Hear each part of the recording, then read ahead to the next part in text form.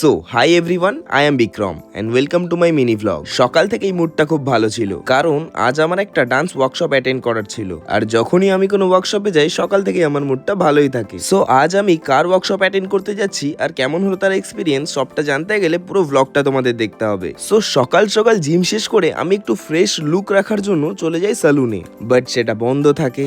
দেন ওখান থেকে ঘুরে চলে আসি অন্য একটা সেলুনে, কিন্তু এখানে সেলুন খোলা তো ছিল, কিন্তু কোনো লোক ছিল না। পুরো সেলুনটা ফাঁকাই পড়েছিল। আর এখানে মিরর দেখে শানুদা একটু ফ্লেক্স করে নেয়। সো আর কিছু করার ছিল না, তো আমরা এভাবেই বাড়ি চলে আসি। আর বিকেল হতেই রেডি হয়ে বেরিয়ে পড়ি ওয়ার্কশপের জন্য। ওয়ার্কশপটা ছিল যাদবপুর গলফ গ্রিনে। দত্তপুকুর থেকে ট্রেন ধরে আমি চলে যাই শিয়ালদা। শিয়ালদা থেকে আমি অর্পণদার সাথে মিট করি। দেন আমরা চলে যাই যাদবপুর। যাদবপুর স্টেশন থেকে আমাদের ওয়ার্কশপ স্পট খুব একটা দূরে ছিল না। সো কিছুক্ষণ এদিক ওদিক ঘোরাঘুরি করার পর আমরা পেয়ে যাই একটা রিক্সা। দেন ফাইনালি আমরা স্পটে পৌঁছে যাই।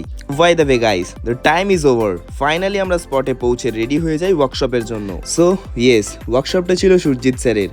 প্রায় 3 বছর ধরে আমি ট্রাই করছিলাম স্যারের কাছে একটা ক্লাস নেওয়ার জন্য, বাট কোনো না কোনোভাবে প্রবলেম চলেই আসতো। সো ফাইনালি 3 বছর পর আমি যখন একটা সুযোগ পেলাম, তখন আমি সেটা কোনোভাবেই মিস করিনি। যদি বলি ওয়ার্কশপের কথা, সেটা আমার খুবই ভালো লেগেছে। স্যারের থেকে অনেক নলেজও পেলাম, যেটা আমার নিজের গ্রোথের জন্য খুবই কাজে লাগবে। বাই দ্য ওয়ে গাইস, ওয়ার্কশপের ডান্সের ভিডিওটা আমি ইনস্টাগ্রামে অলরেডি পোস্ট করেছি, তোমরা গিয়ে দেখে নিও। ওয়েল, আজকের ভ্লগটা আমি এখানে এন্ড করলাম।